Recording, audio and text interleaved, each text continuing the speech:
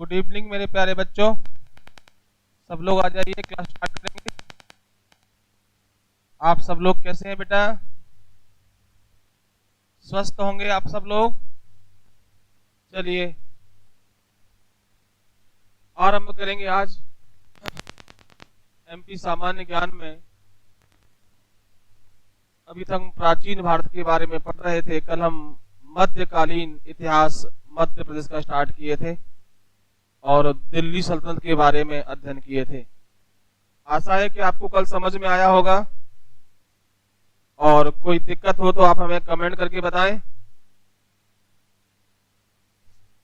सब लोग जल्दी से आ जाइए जिससे क्लास स्टार्ट हो।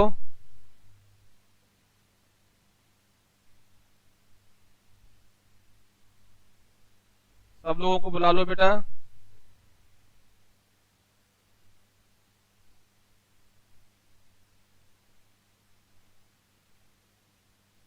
Good evening, good evening.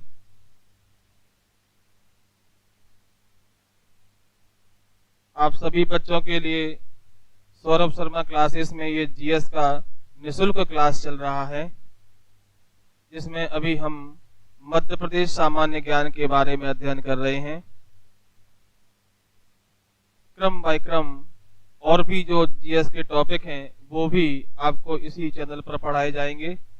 सभी क्लास निशुल्क रहेंगे आप लोग बच्चों के लिए, तो अधिक से अधिक आप लोग जो है इसका लाभ उठाएं।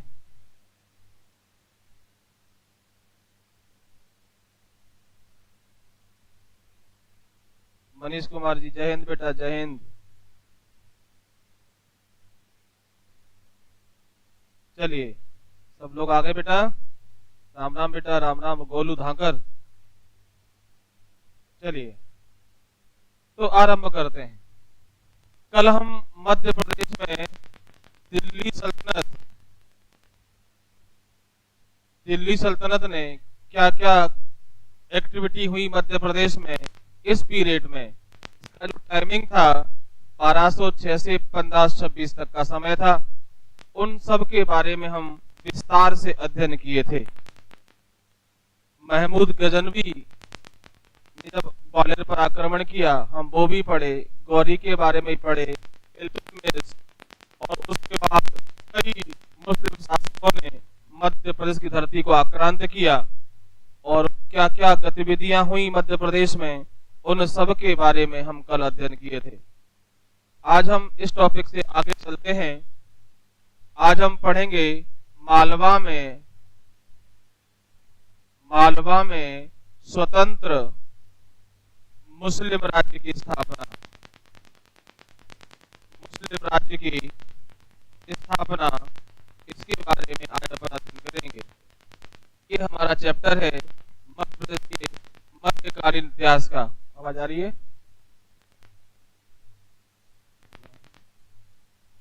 हाँ भैया, ठीक है ना।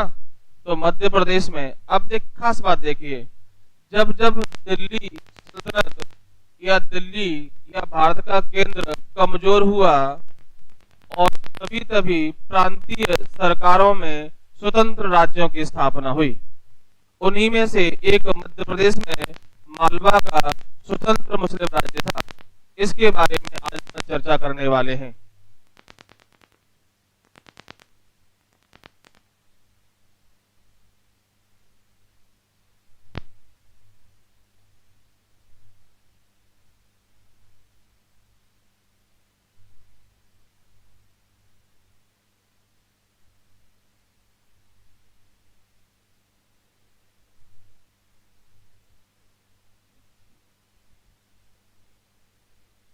आवाज साफ आ रही है बेटा? अब आवाज साफ आ रही है? चलिए, तो हाँ, हम चर्चा कर रहे थे कि जब जब भारत का केंद्र या दिल्ली कमजोर हुआ तब तब भारत के विभिन्न प्रांतों में स्वतंत्र राज्यों की स्थापना हुई। उन्हीं में से एक मध्य प्रदेश में मालवा का राज्य था। ओके, ठीक है बेटा। चलिए, अब हम चर्चा किए थे कि मालवा में परमार वंश था। आपको हम बताए थे एशियंट इंडिया में प्राचीन भारत का जो इतिहास था उसमें हम बताए थे कि मालवा में जो सर्वाधिक महत्वपूर्ण वंश था वो परमार वंश था। इस परमार वंश का जो अंतिम शासक था महलक देव, हम पढ़ चुके हैं, महलक देव था। इसके समय 1305 में अलाउद्दीन खलजी ने, बेटा क्या नाम था? अलाउद्दीन खलजी। अलाउद्दीन खलजी ने मालवा को जीत लिया था।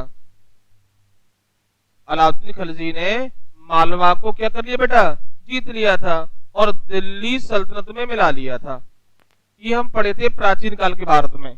आपको पता है कि मालवा में परमार वंश था, राजपूत वंश था, और जब परमार वंश का जो अंतिम शासक था महलक देव, ये इसका अंतिम शासक था।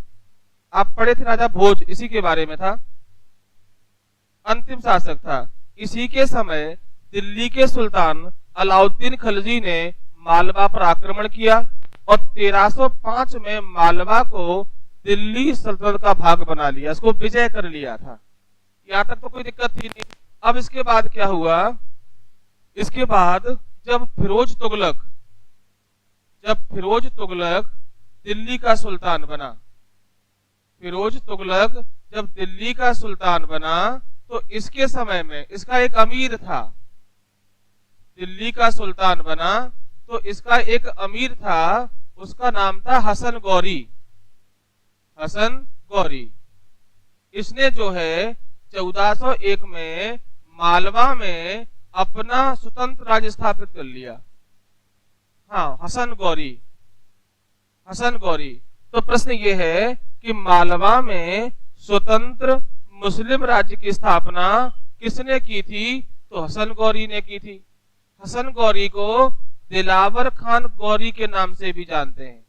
दिलावर खान गौरी, ये भी नाम है इसका। प्रश्न क्लियर है कि मालवा में प्राचीन समय में परमार वंश था, मालवा को अलाउद्दीन खिलजी ने विजय कर लिया और दिल्ली में मिला लिया। इसके बाद अलाउद्दीन खिलजी जब दिल्ली में तुगलक वंश के शासकों का शासन आरंभ हुआ तो उसी तुगलक वंश के शासक फिरोज तुगलक के समय दिलावर खान गौरी या हसन गौरी ने मालवा में स्वतंत्र मुस्लिम राज्य की स्थापना कर दी। बेटा क्लियर है? यह सिंपल कि मालवा में स्वतंत्र मुस्लिम राज्य की स्थापना किसने की थी? तो आएगा हसन गौरी या दिलावर खान गौरी और टाइमिंग है 1401। बेटा क्लियर है? बेटा समझ में आ रहा है? एक सिंपल प्रश्न है कि मालवा में स्वतंत्र मुस्लिम राज्य की स्थापना किसने की थी? तो आंसर आएगा दिलावर खान गौरी या हसन गौरी ने। टाइमिंग क्या है बेटा? 1401। एक प्रश्न और बनता है कि जब दिलावर खान गौरी ने मालवा में अपना राज्य स्थापित किया उस समय दिल्ली का सुल्तान कौन था? तो आप बताएंगे फिरोज शाह तुगलक। बेटा क्या बताएंगे? फिरोज शाह तुगलक दिल्ली का सुल्तान था। बेटा क्लियर है? कोई दिक्कत? चलिए आगे बढ़ते हैं। यहां तक सब लोग आ गए कि मालवा में स्वतंत्र राज्य किसने स्थापित किया? तो नाम था हसन गौरी और इसने बेटा धार को अपनी राजधानी बनाया। बेटा कहां पे बनाई? धार। हसन खान गौरी या दिलावर खान गौरी ने धार को अपनी राजधानी बनाया। बेटा क्लियर है? बहुत बढ़िया, आगे बढ़ते हैं। तो प्रश्न ये है कि मालवा में स्वतंत्र मुस्लिम राज्य की स्थापना दिलावर खान गौरी ने की 1401 में, धार को राजधानी बनाया। इसका नाम हसन गौरी भी है और इस समय दिल्ली का सुल्तान फिरोज शाह तुगलक है। बेटा क्लियर है? आगे बढ़ते हैं। इसके बाद क्या हुआ? 1406 में इसका बेटा था, उसका नाम था अल्फ खान। बेटा क्या नाम था? अल्फ खान। 1406 में हसन गौरी या दिलावर खान गौरी का एक बेटा था जिसका नाम था अल्फ खान। ये अल्फ खान हुसंग शाह के नाम से मालवा का सुल्तान बना। क्लियर बेटा? दिलावर खान गौरी का बेटा था। अल्प खान बड़ा महत्वाकांक्षी था। इसने अपने पिताजी को हटा करके स्वयं सुल्तान बन गया और नाम क्या रखा?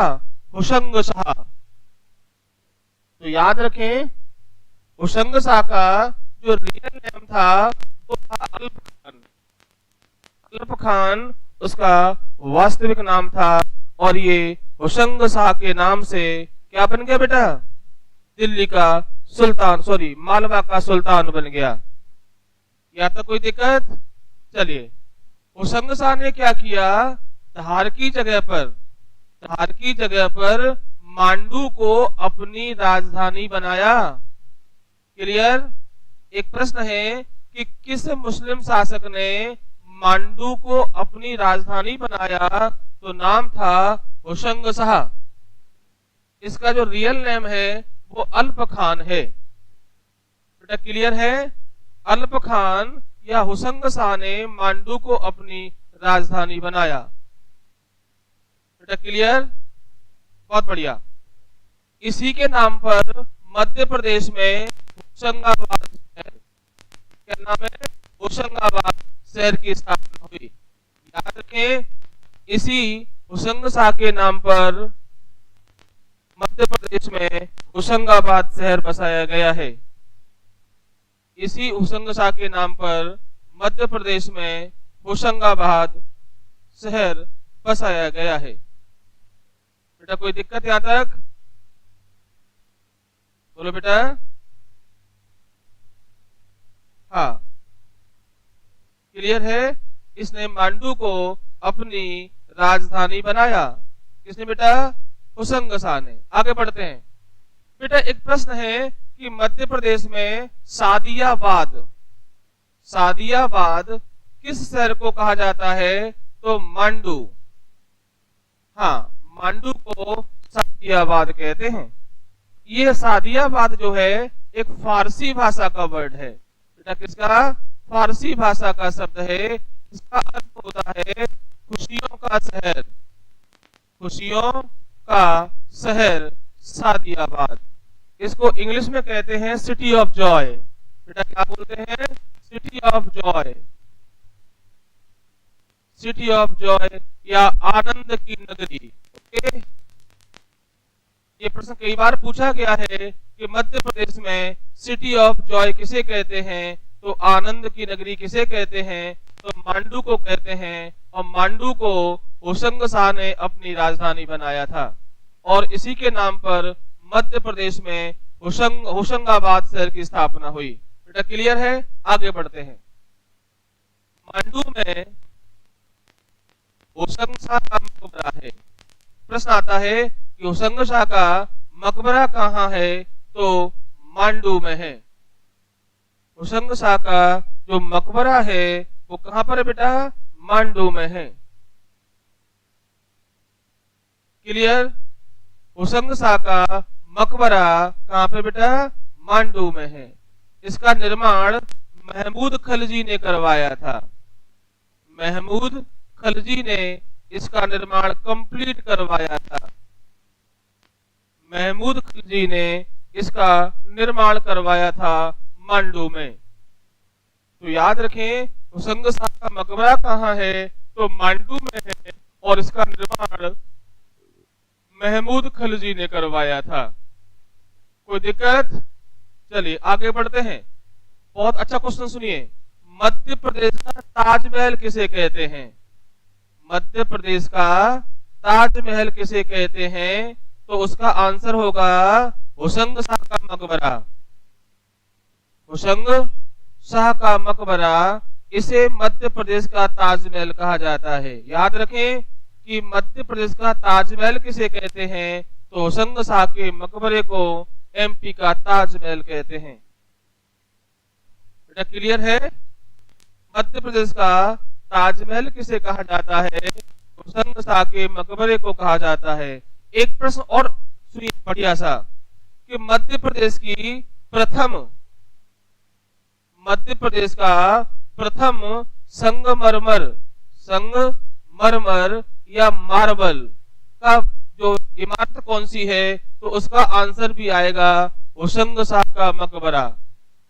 हाँ, मध्य प्रदेश का पहला मार्बल या संगमरमर की जो कब्र है, जो मकबरा है, वो किसका है बेटा? होशंग शाह का मकबरा है। यानी कि संगमरमर से बनने वाला पहला जो मकबरा है। आवाज प्रॉपर नहीं आ रही बेटा? हेलो, आवाज आ रही है ना बेटा सबको? हाँ, मध्य प्रदेश में संगमरमर से बना पहला मकबरा कौन सा है? तो याद रखें, कौन सा है बेटा? होशंग शाह का मकबरा। तो होशंग शाह 1406 से 1435 तक, 1435 तक मालवा का शासक रहा। क्लियर है? दिलावर खान गौरी के बाद उसका बेटा अल्प खान होशंग शाह के नाम से मालवा का सुल्तान बना। उसकी टाइमिंग थी 1406 से 1435 और दिलावर खान 1401 से 1406 तक सुल्तान रहा और ये 35 तक रहा। और इसका जो प्रमुख कार्य था, ये राजधानी मांडू को ले गया। एक्चुअली इस समय गुजरात के आक्रमण मालवा पर हो रहे थे, तो उसने राजधानी चेंज कर ली और इसने जो है, और मांडू क्या बोलते हैं, सादियाबाद या सिटी ऑफ जॉय कहते हैं। इसका जो मकबरा है, ये महमूद खलजी ने कंप्लीट करवाया था। इसे मध्य प्रदेश का ताजमहल कहते हैं और ये मार्बल का पहला मकबरा है। कौन सा? होशंग शाह का मकबरा। बेटा आवाज क्लियर आ रही है? आ रही है? बहुत बढ़िया। चलिए आगे चलते हैं। तो भैया होशंग शाह के बाद महमूद खलजी, होशंग शाह के बाद महमूद खलजी मालवा का सुल्तान बनेगा।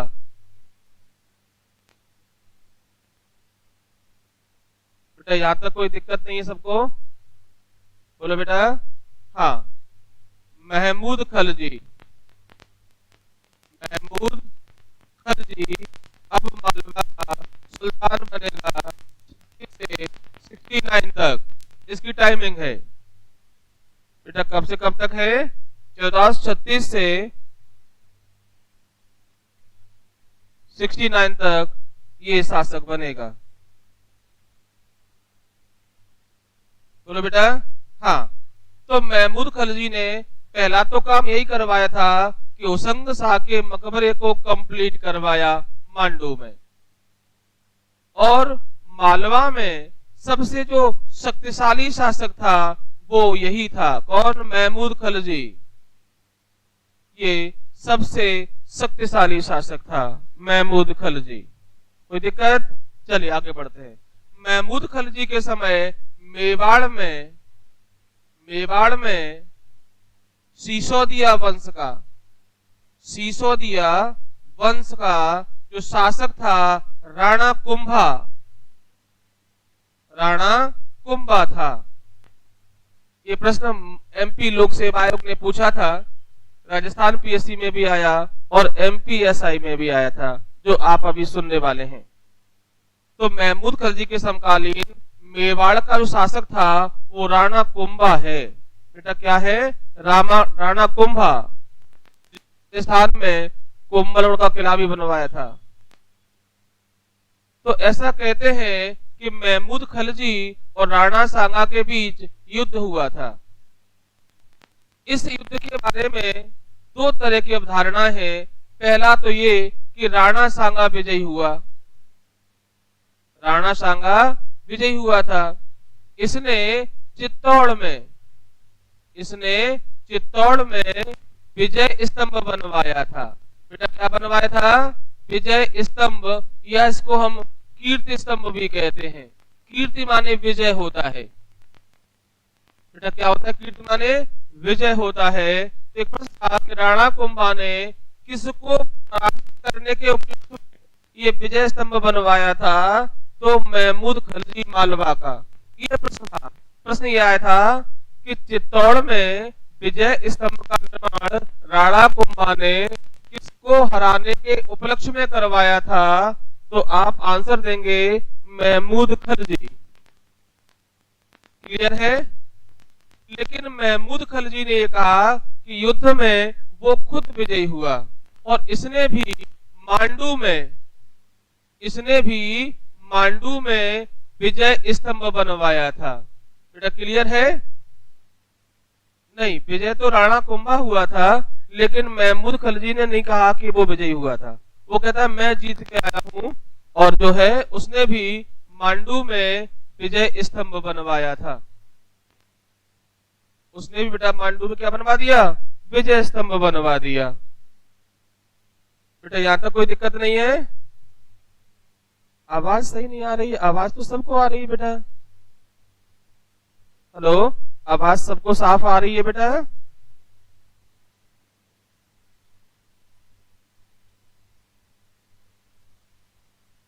हेलो, हाँ, थोड़ा बैटरी चार्ज नहीं हो पाई इसलिए लग रहा है। चलिए आगे बढ़ते हैं। तो बेटा क्लियर है कि महमूद खलजी ने मांडू में बनवाया विजय स्तंभ, और राणा कुंभा ने चित्तौड़ में कीर्ति स्तंभ या विजय स्तंभ बनवाया था। आगे चलते हैं अपन। यहां तक कोई दिक्कत नहीं बेटा? चलिए, बहुत बढ़िया। आवाज आ रही है? बहुत बढ़िया। आगे चलते हैं। अब अगला बात करते हैं। अब हम बात करते हैं कि मालवा का अंतिम मुस्लिम शासक कौन था? बाज बहादुर। ये मालवा में अंतिम मुस्लिम शासक था। अंतिम जो मुस्लिम शासक है ये बाज बहादुर था। बेटा क्या नाम था? बाज बहादुर। और इसकी जो रानी थी उसका नाम था रानी रूपमती। रानी रूपमती और बाज बहादुर ये मालवा के अंतिम शासक थे। मालवा का जो अंतिम शासक है बाज बहादुर और रानी रूपमती हैं। बेटा कौन है? रानी रूपमती और बाज बहादुर। अब बड़ा ध्यान से देखिए, रानी रूपमती बाज बहादुर की रानी थी। ऐसा कहते हैं कि अकबर ने पहली विजय की थी। हाँ, एक प्रश्न आपने कई बार सुना होगा कि अकबर की पहली विजय कौन सी थी? तो मालवा की थी। कब थी? 1561। 1561 में अकबर की पहली विजय थी मालवा की।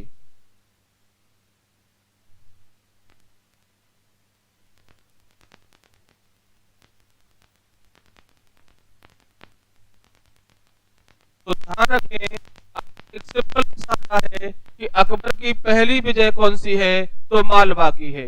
1561 में अकबर ने आदम खान को और पीर मोहम्मद को, इन दोनों के नेतृत्व में मुगल सेना मालवा भेजी थी। बेटा प्रश्न क्लियर है कि अकबर की पहली विजय कौन सी थी? तो आंसर देंगे मालवा की। कब हुई? 1561 में हुई। अकबर ने मालवा विजय करने के लिए किसके नेतृत्व में सेना भेजी थी? तो नाम आएगा आदम खान और पीर मोहम्मद। आदम खान अकबर का फोस्टर ब्रदर है। अकबर की जो धायमा थी महाम अनगा, उसका बेटा था आदम खान।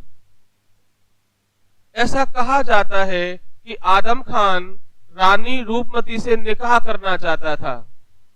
रानी रूपमती से निकाह करना चाहता था, इसलिए रानी रूपमती ने आत्महत्या कर लिया था। बेटा क्या कर लिया था? आत्महत्या कर लिया था। और बाज बहादुर को बंदी बना लिया था। बाज बहादुर को बंदी बना लिया था और रानी रूपमती ने आत्महत्या कर ली थी। बेटा यहां तक क्लियर हो रहा है?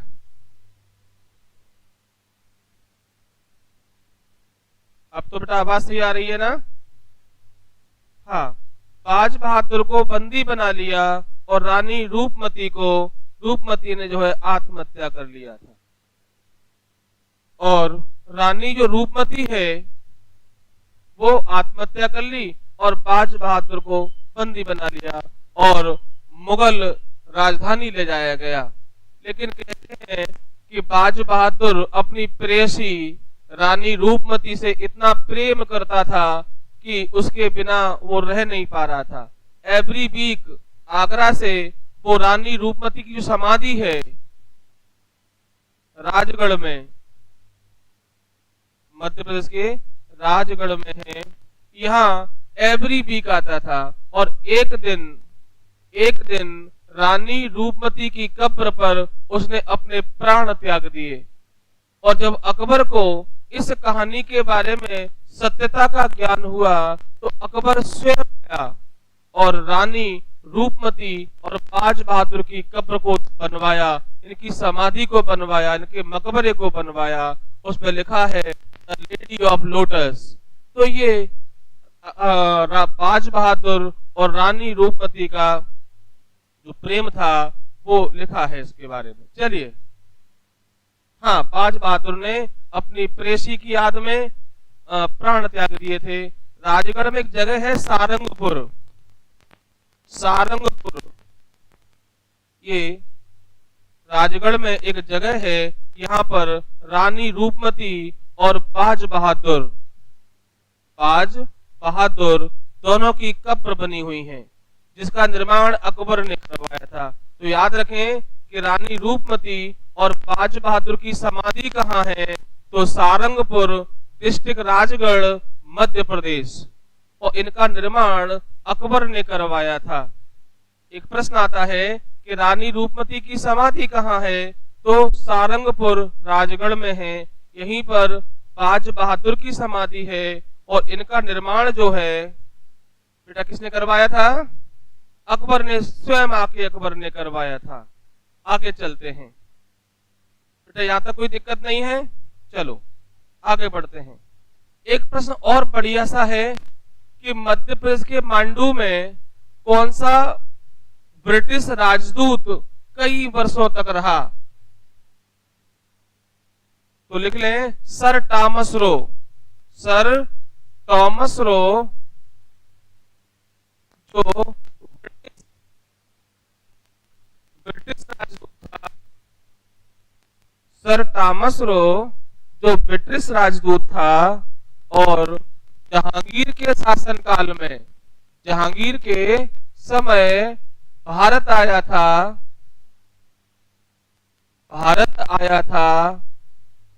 सर टॉमस रो जहांगीर के दरबार में भारत आया था।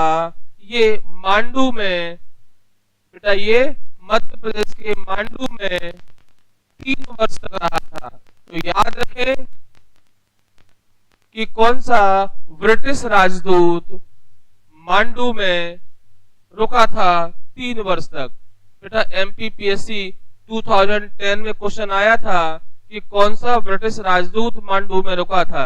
आपको पता होगा कि जहांगीर के शासनकाल में आने वाला पहला ब्रिटिश राजदूत हॉकिंस था। बेटा कौन था, हॉकिंस। और हॉकिंस के बाद सर टॉमस रो आया था और टॉमस रो मांडू में 3 वर्ष तक रुका था।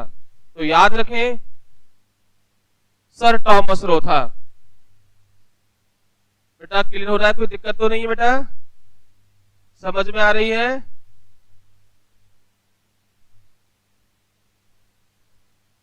आवाज समझ में आ रही बेटा? ओके, तो प्रश्न क्लियर है कि कौन सा ब्रिटिश राजदूत मांडू में आया था। तो बेटा क्या नाम बताएंगे अपन, सर टॉमस रो। बेटा क्लियर है, आगे बढ़ते हैं। अब कुछ चीजें और हैं उनकी हम बात करते हैं। मालवा, अब मांडू में क्या क्या इमारतें हैं जो आपके जीएस का पार्ट है, जो एमपी जीके में पूछी जाती हैं, वो देखिए जी। मांडू जिसे सादियाबाद कहते हैं, क्या पर है यहाँ पर देखिए, एक तो बेटा यहाँ पर असरफी महल है। बेटा क्या है, असरफी महल है। एक दिल्ली दरवाजा है, दिल्ली दरवाजा है। होशंग शाह का मकबरा है। रानी रूपमती का महल है, रानी रूपमती का महल।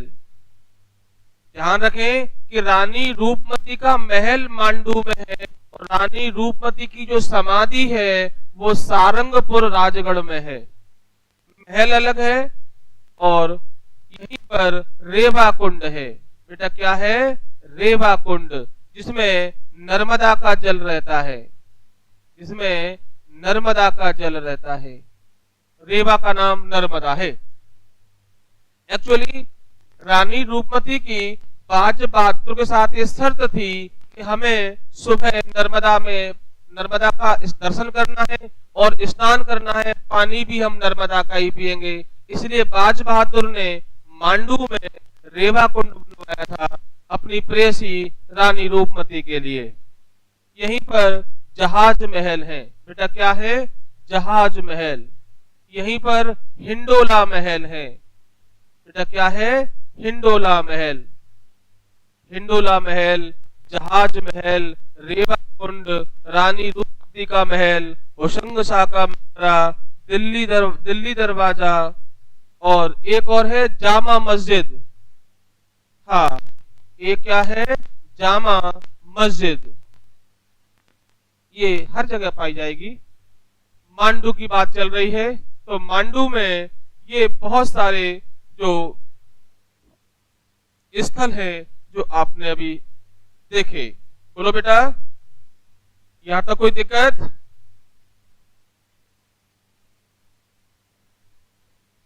अच्छा, ट्रेन में आती ऐसी आवाज आ रही है।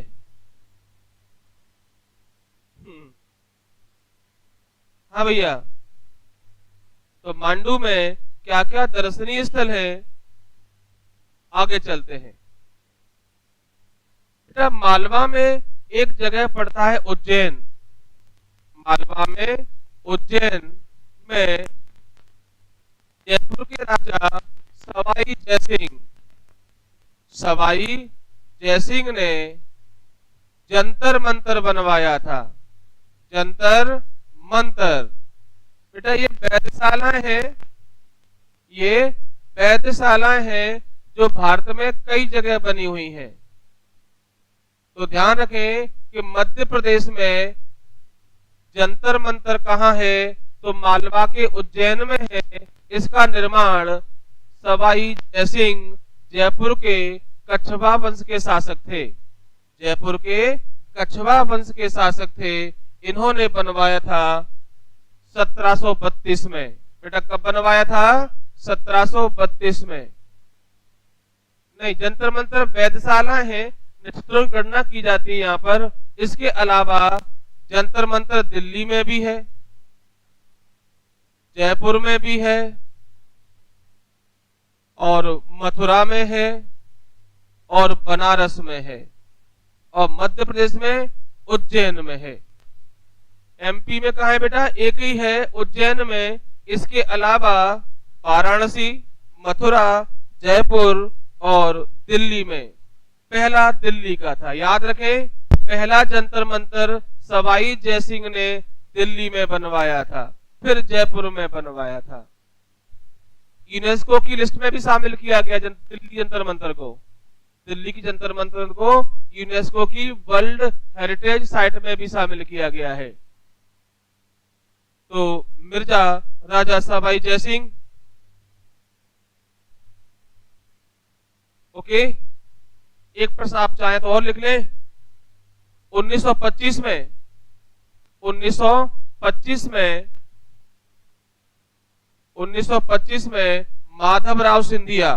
माधव राव सिंधिया ने इसकी मरम्मत करवाई थी। जी, माधव राव सिंधिया ने जंतर मंतर की मरम्मत करवाई थी 1925 में। माधवराव सिंधिया या माधवराव सिंधिया। बेटा क्लियर है? अभी अपन मालवा में स्वतंत्र मुस्लिम राज्य के बारे में अध्ययन कर रहे थे। आपको समझ में आया होगा। एक बार फिर देख लीजिए, रिवाज देख लीजिए, फिर सुनिए। मालवा में परमार वंश था प्राचीन काल में। परमार वंश का जो अंतिम शासक हुआ मैलक देव हुआ राजा भोज के बाद, काफी, और अलाउद्दीन ने मालवा को विजय कर लिया और वहां मुस्लिम एम्पायर पहुंच गया। लेकिन मालवा में स्वतंत्र जो मुस्लिम राज्य था वो दिलावर खान गौरी ने स्थापित किया। दिलावर खान गौरी के कार्यकाल में ही उसके बेटे अल्प खान ने कब्जा कर लिया और अपने पिताजी को हटा दिया और स्वयं होशंग शाह के नाम से गद्दी पर बैठ गया। ये राजधानी को धार से मांडू ले आया और होशंग शाह का मकबरा मांडू में है। जो पहली कब्र है जो मार्बल से बनी है, इसे एमपी का ताजमहल भी कहते हैं, ठीक है ना।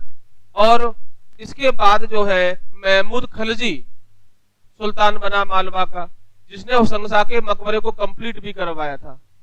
महमूद खलजी ने मांडू में विजय स्तंभ बनवाया। ऐसा कहा जाता है कि राणा सांगा के साथ इसका युद्ध हुआ था और राणा सांगा ने अपना चित्तौड़ में बनवाया विजय स्तंभ और इसने अपना मांडू में बनवाया।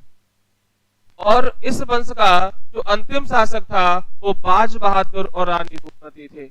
इसी समय दिल्ली का जो बादशाह था दिल्ली आगरे का, वो जलालुद्दीन मोहम्मद अकबर था। अकबर ने 1566 में मालवा पर आक्रमण कर दिया। ये अकबर की पहली विजय है।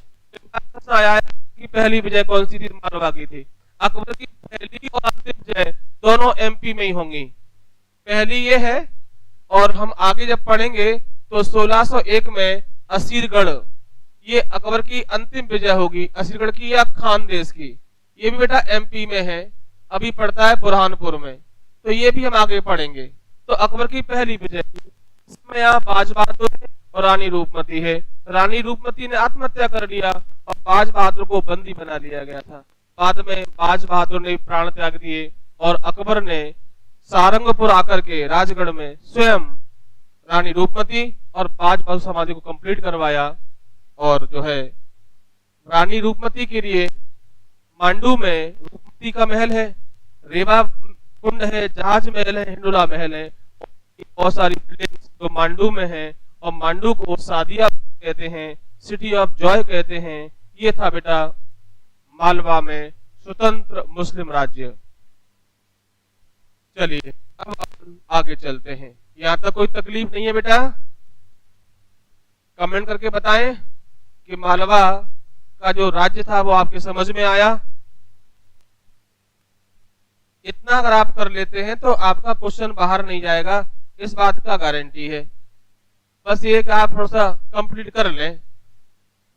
अब हम बात करते हैं मध्य प्रदेश में मुगल राज्य के बारे में। मुगल वंश मध्य प्रदेश में, यानी कि एमपी में मुगलों ने जो किया वो एमपी में क्या क्या हुआ था मुगलों के समय में, हम वो बात करेंगे। इनका जो टाइमिंग है 1526 से 1707 का समय है। मुगल वंश का जो भारत में कार्यकाल है वो कब से कब तक है? 1526 से 1707 तक का जो समय है वो मुगल वंश के लिए है। बेटा क्लियर है?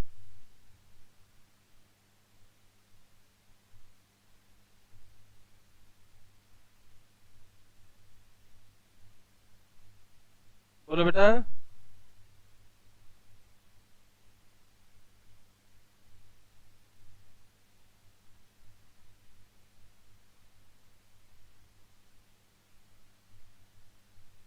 अगर कुछ करना है तो भीड़ से हटकर चलो, भीड़ साहस तो देती है मगर पहचान छीन लेती है। क्या बात है,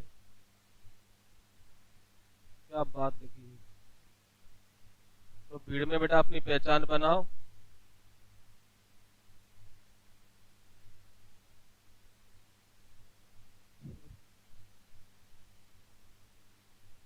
चलिए,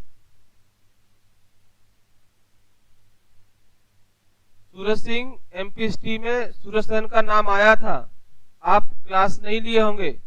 राजा सूरज सेन कछवा वंश के थे, सियोनिया के रहने वाले थे। इन्होंने 525 में ग्वालियर में किले का निर्माण करवाया था, जिसे जिब्राल्टर ऑफ इंडिया कहते हैं सूरज सिंह।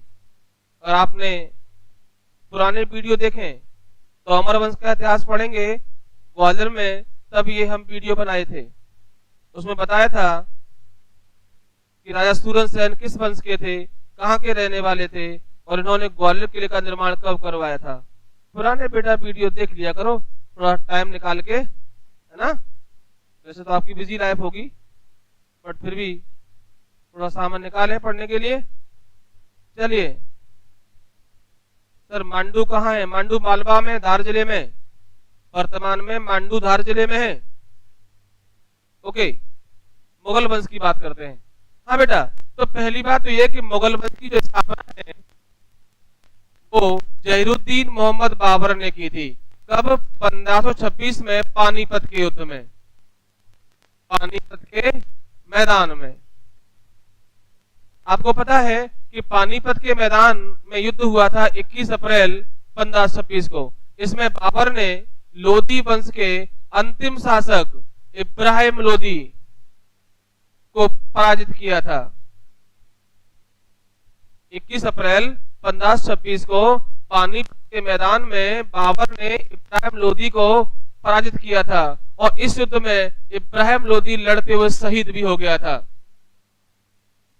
भारत के इतिहास में दिल्ली का एकमात्र सुल्तान है इब्राहिम लोदी जो लड़ते हुए शहीद हुआ था। इससे पहले इसके बाद कोई शहीद नहीं हुआ। बाबर ने अपनी आत्मकथा तजुके बाबरी में लिखा है कि इब्राहिम लोदी वीर था, साहसी था, बट उसे लड़ना नहीं आता था और इब्राहिम लोदी शहीद हो गया था। इसी युद्ध में ग्वालियर से विक्रमाजीत सिंह तोमर गए लड़ने के लिए। विक्रमाजीत सिंह तोमर लड़ने गए थे, ये भी हार गए थे बाबर से। ये जो है इब्राहिम लोदी का साथ दिए थे। इब्राहिम लोदी के साथ में विक्रमाजीत सिंह भी लड़े थे और फिर भी बाबर जीत गया था। और बाबर ने इन्हीं विक्रमाजीत से कोहिनूर छीन लिया था। कोहिनूर तोमरों के पास था और इन्होंने छीन लिया था और बाबर ने विक्रमजीत सिंह तोमर से कोहिनूर छीनकर अपने बेटे हुमायूं को दे दिया था। चलिए, तो प्रश्न था कि मुगल वंश की स्थापना किसने की थी, तो आंसर था जहीरुद्दीन मोहम्मद बाबर। क्लियर है? आगे बात करते हैं। 1526 के बाद बाबर ने ग्वालियर को विजय कर लिया। बेटा क्या कर लिया? ग्वालियर को विजय कर लिया। इस समय ग्वालियर में सिंपल है, तोमर वंश का शासन था। बाबर ने ग्वालियर को विजय कर लिया। बेटा क्लियर है? ग्वालियर को विजय कर लिया। आगे चलते हैं। इसके बाद 1528 में चंदेरी का युद्ध हुआ था। आपको पता होगा यहां पर मैदनी राय राजपूत शासक था। कौन था बेटा? मैदनी राय। हाँ, 1528 में बेटा कहां का? चंदेरी। तो याद रखें, चंदेरी का युद्ध कब हुआ था? 1528 में। किसके बीच में हुआ था? बाबर वर्सेस मैदनी राय। बाबर वर्सेस राय। और इस युद्ध में बाबर की विजय हुई थी। बाबर की विजय हुई थी। बेटा बाबर 1500 से 30 तक मुगल बादशाह रहा और इन 4 सालों में उसने 4 युद्ध लड़े और चारों युद्ध जीते थे। एक भी युद्ध नहीं हारा बाबर। हाँ, 29 में लड़ेगा। तो पहला पानीपत का है, दूसरा खानवा का युद्ध था। 1526 में इसने पानीपत लड़ा। 1527 में खानवा का युद्ध लड़ा। तो ध्यान रखें, बाबर ने अपने किस युद्ध में जिहाद घोषित किया था? जिहाद, धर्म युद्ध, क्या बोलते हैं इसको? धर्म युद्ध घोषित किया था। तो याद रखें, खानवा के युद्ध में। और इसी युद्ध में विजय के बाद बाबर ने गाजी की उपाधि धारण की थी। गाजी बोलते हैं काफिरों की हत्या करने वाला, और काफिर जो मूर्ति पूजा करते हैं, हिंदुओं को काफिर कहते थे। तो याद रखें खानवा। और 1528 में चंदेरी का युद्ध लड़ा और 1529 में घाघरा घाघरा का युद्ध लड़ा था। ये 4 युद्ध लड़े बाबर ने और सभी युद्ध बाबर ने जीते थे। बाबर को कलंदर भी कहा गया है। हाँ, तो प्लॉट किया जाइए कि 1528 में बाबर ने चंदेरी पर आक्रमण किया, चंदेरी का युद्ध हुआ बाबर और मैदिनी राय के बीच में। इसमें मैदिनी राय पराजित हुआ। इस युद्ध में इस क्षेत्र की 800 महिलाओं ने 800 महिलाओं ने जौहर किया था। बेटा जौहर जानते हैं? हाँ, जौहर मतलब आपने एक मूवी देखी होगी पद्मावती। जब सारे राजपूत राजा लड़ते हुए शहीद हो जाते हैं तो उस राज्य की महिलाएं सती हो जाती थी। एक हवन कुंड में आग लगा करके सारी महिलाएं अपने आप को खत्म कर लेती थी। इवन जो है ये राजपूतों की देन है। जौहर जौहर प्रथा राजपूतों की देन है। और याद रखें कि मध्य प्रदेश का सबसे बड़ा जौहर चंदेरी में हुआ था। एक प्रश्न है कि मध्य प्रदेश का सबसे बड़ा जौहर कहाँ हुआ था? चंदेरी में। और भारत का सबसे बड़ा जौहर चित्तौड़ में हुआ था, जब रानी पद्मिनी पर जब जी ने चित्तौड़ पर आक्रमण किया था।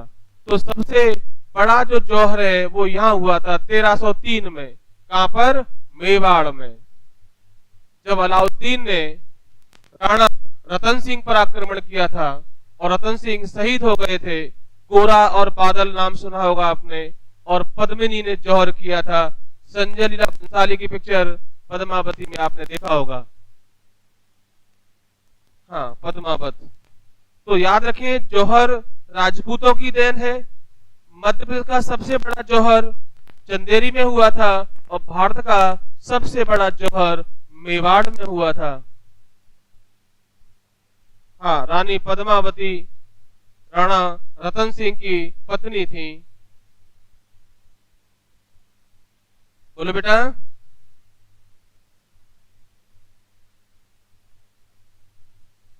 आठ 800 महिलाओं ने जौहर किया था।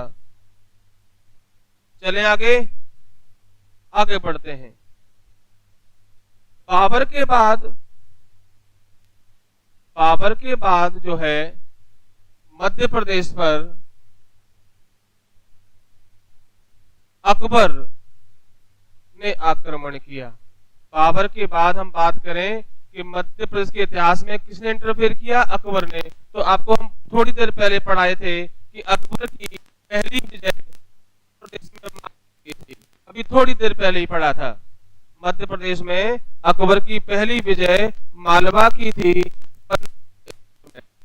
और यहाँ पर कौन था मालूम है आपको? बाज बहादुर यहाँ का शासक था। रूपमती। बेटा अभी थोड़ी देर पहले ही पढ़े थे कि अकबर की पहली विजय कौन सी थी? तो आंसर था मालवा और टाइमिंग थी 1561। इस युद्ध के लिए अकबर ने किसे भेजा था? जल्दी आंसर दीजिए। मालवा विजय के लिए अकबर ने किसके नेतृत्व में सेना भेजी थी? जल्दी आंसर दीजिए। थोड़ी देर पहले ही पूछा था मैंने, थोड़ी देर पहले ही बताया था मैंने। Answer fast. अकबर ने मालवा विजय के लिए किसके नेतृत्व में सेना भेजी थी? अब्दुल रहीम, अबुल फजल। आंसर नहीं आया किसी का भी। अकबर ने मालवा विजय के लिए किसके नेतृत्व में सेना भेजी थी? बैरम खान। गलत जवाब है यार, बैरम खान नहीं है, आदम खान सही है। बहुत बढ़िया। अजय बता रहे हैं कि आदम खान और पीर मोहम्मद सही जवाब है। हेमराज भी कह रहे हैं कि आदम खान और पीर मोहम्मद के नेतृत्व में। बहुत सही बात है। हाँ, 1561 में आदम खान और पीर मोहम्मद के नेतृत्व में सेना भेजी थी और मालवा विजय कर लिया था। बहुत बढ़िया। और इसके बारे में आप बहुत सारा बात कर चुके हैं कि रानी रूपमती कौन थी। लक्ष्मण सिंह शायरी बाद में कर लेना, पहले पढ़ लो। ना पढ़ाई में भी शायरी समझ में आ रही है इनको यार है। अच्छा तुम्हारा फेस्टिवल चल रहा है लग रहा है मुझे। चलिए आगे बढ़ते हैं, ठीक है ना। इसके बाद रानी रूपमती का महल कहां, वो सब हम पढ़ चुके हैं थोड़ी देर पहले। इसके बाद अकबर ने 1564 में गोंडवाना गोंडवाना राज्य पर आक्रमण किया। गोंडवाना राज्य पर आक्रमण किया था। इसके बाद अकबर ने 1564 में गोंडवाना राज्य पर आक्रमण किया था अकबर ने। इस समय गोंडवाना की जो रानी थी वो थी दुर्गावती। कौन थी बेटा? दुर्गावती। इस समय गोंडवाना की रानी दुर्गावती थी। इस समय गोंडवाना की रानी बेटा कौन थी? दुर्गावती थी। बेटा क्लियर है? 1564 में अकबर ने गोंडवाना राज्य पर आक्रमण किया और इस सेना का नेतृत्व आसफ खान ने किया था। आसफ खान के नेतृत्व में अकबर ने रानी दुर्गावती पर आक्रमण करने के लिए सेना भेजी थी, जो गोंड वंश की शासिका थी गोंडवाना राज्य की। अकबर ने आसफ खान के नेतृत्व में गौड़ वंश पर आक्रमण करने के लिए सेना भेजा था। यह रानी कौन थी बेटा? रानी दुर्गावती यहाँ की शासिका थी। रानी दुर्गावती यहाँ की शासिका थी। जो चंदेल वंश की राजकुमारी है, रानी दुर्गावती चंदेल वंश की राजकुमारी है और ये अकबर की सेना से लड़ते हुए शहीद हो गई थी। हाँ, रानी दुर्गावती चंदेल वंश की राजकुमारी थी। ये यहाँ नरई नाला पड़ता है जबलपुर के पास, एक जगह है नरई नाला। जबलपुर के पास एक जगह है नरई नाला। यहाँ पर युद्ध हुआ 1564 में। इसमें दुर्गावती ने आत्महत्या कर ली थी और अकबर की सेना विजयी हुई थी। ओके, अकबर की सेना विजयी हुई थी और रानी दुर्गावती की समाधि है। कई बार पूछा गया है कि कहां पर है? जबलपुर के बरेला गांव में है। याद रखें कि रानी दुर्गावती की समाधि मध्य प्रदेश में कहां है? तो जबलपुर के बरेला गांव में है। अकबर की सेना और दुर्गावती के बीच में युद्ध कहां हुआ था? जबलपुर के नरई नाला युद्ध हुआ था। नाम क्या था? नरई नाला युद्ध। कब हुआ था? 1564 में। अकबर ने किसके नेतृत्व सेना भेजी थी? आसफ खान के नेतृत्व में। और युद्ध का परिणाम क्या हुआ? रानी दुर्गावती ने आत्महत्या कर लिया और उसकी समाधि कहां बेटा? बरेला जबलपुर में है। हम मध्य प्रदेश में, इसके बाद जो नेक्स्ट चैप्टर होगा वो गोंडवाना राज्य का ही होगा। मुगल वंश जैसे समाप्त हो रहा है आज, इसके बाद हम पूरा गोंडवाना राज्य पढ़ेंगे। गौड़ राजवंश के बारे में पढ़ेंगे। रानी दुर्गावती के पति का नाम क्या था? दलपत शाह था। ये किस वंश की राजकुमारी थी? चंदेल वंश की थी। इनका बर्थ प्लेस कहाँ है? इनका समाधि कहाँ है? ये हम कल चर्चा करेंगे इस टॉपिक पर। अभी हम केवल मुगलों तक सीमित रहेंगे। बेटा क्लियर है? तो रानी दुर्गावती इस युद्ध में हार गई और जो है उनकी समाधि कहाँ है? बरेला जबलपुर में है। आगे चलते हैं। अब अकबर का जो अंतिम आक्रमण है वो भी मध्य प्रदेश में हुआ है। अकबर का जो अंतिम आक्रमण है वो भी मध्य प्रदेश में हुआ था। तो आगे चले कि अकबर का अंतिम आक्रमण 1601 में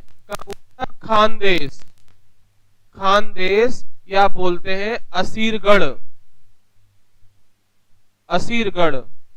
ये वर्तमान में बुरहानपुर जिले में है। बेटा कहां पर है? बुरहानपुर जिले में है। एक सिंपल प्रश्न कि अकबर का अंतिम आक्रमण कहां हुआ था? तो तो मध्य प्रदेश में हुआ था। बेटा कहाँ हुआ था? मध्य प्रदेश में हुआ था। और एमपी में कहाँ हुआ था? खानदेश या असीरगढ़ में हुआ था। कब हुआ था? 1601 में। और असीरगढ़ वर्तमान में बुरहानपुर जिले में है। एक प्रश्न और कि ये जो किला है इसका निर्माण आसा नाम के एक अहीर राजा ने करवाया था। याद रखें, इस किले का निर्माण एक आसा नाम का अहीर राजा था, उसने करवाया था। दूसरा, असीरगढ़ का जो किला है उसे मध्य प्रदेश में दक्षिण का दरवाजा कहते हैं। याद रखें, दक्षिण का दरवाजा, दक्षिण का दरवाजा या दक्षिण की चाबी किसे कहा जाता है? तो याद रखें, असीरगढ़ के किले को कहा जाता है। मध्य प्रदेश में दक्षिण का दरवाजा या दक्षिण की चाबी किस किले को कहते हैं? एक बार तो एमपीपीएससी ने यही पूछा था कि किस जिले में है, तो अब बुरहानपुर है। पहले ये खंडवा जिले में था, खंडवा जिले से बुरहानपुर अलग हो गया है, तो अब ये बुरहानपुर जिले में है। 2003 में बुरहानपुर को खंडवा से अलग कर दिया था, तो अब ये बुरहानपुर जिले में है। इस किले को दक्षिण का दरवाजा और दक्षिण की चाबी कहा जाता है। क्लियर बेटा? एक प्रश्न और कि मध्य प्रदेश का सबसे दक्षिणी जिला कौन सा है? तो याद रखें, बुरहानपुर। एक सिंपल प्रश्न है कि मध्य प्रदेश का सबसे दक्षिणी जिला कौन सा है? तो बुरहानपुर है। तो एमपी की दक्षिणी सीमा कौन सा जिला बनाता है? तो बुरहानपुर है। और यहां हम नदी की बात करें तो ताप्ती बनाती है। उत्तर में अपना मुरैना आता है और यहाँ चंबल बनाती है। ओके, आगे बढ़ते हैं। तो यहाँ पर जो है क्या बोलते हैं? दक्षिण का। एक प्रश्न सुन लीजिए, शाहजहां की प्रिय बेगम, शाहजहां की प्रिय बेगम मुमताज महल, क्या नाम है? मुमताज। मुमताज महल की मृत्यु भी इसी किले में हुई थी और उनको पहले असीरगढ़ में ही दफनाया गया था। याद रखें, यहीं दफनाया गया था। 22 साल बाद यहां से निकालकर आगरा ले जाया गया और ताजमहल में दफनाया गया। क्लियर है बेटा? पहले इनको यहीं दफनाया गया था। तो मुमताज महल की पहली कब्र कहाँ थी? असीरगढ़ किले में थी। मुमताज महल कौन है? शाहजहां की प्रिय बेगम थी। ऐसा कहते हैं कि शाहजहां जब दक्षिण भारत जा रहा था तो साथ में मुमताज महल को भी ले गया था। एक लंबी दूरी, ये मां बनने वाली थी, इनको 14वां बच्चा होने को था और घोड़े पर बैठे बैठे काफी प्रॉब्लम्स हुआ इनको, और असीरगढ़ में जब इनको बच्चा होने को था तो इनकी डेथ हो गई थी। तो इनको पहले यहीं दफना दिया गया। बाद में जब ताजमहल बन गया 22 वर्षों बाद, तो इन्हें आगरा के ताजमहल में दफनाया गया था। तो याद रखें, किस मल्लिका हिंदुस्तान की मृत्यु मध्य प्रदेश के इस किले में हुई थी? तो नाम आएगा मुमताज महल, जो शाहजहां की प्रिय बेगम थी। बोलो बेटा, यहां तक कोई दिक्कत तो नहीं बेटा? चलिए आगे बढ़ते हैं, इसके आगे चलते हैं।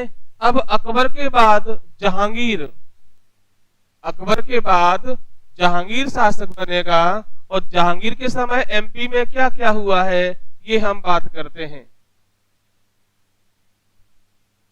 जहांगीर, जब जहांगीर तो अपने पिता अकबर के समय ही बादशाह बनना चाहता था, विद्रोह भी किया था, बट बन पाया अकबर की मृत्यु के बाद ही। ये टाइमिंग है जहांगीर का। जहांगीर को सलीम भी कहते हैं क्योंकि जहांगीर का जन्म सलीम चिश्ती के आशीर्वाद से हुआ था। सलीम चिश्ती की जगह आगरा फतेहपुर सीकरी में है। तो भैया ये सलीम पैदा हुए और 1605 में सलीम जहांगीर के नाम से गद्दी पर बैठे।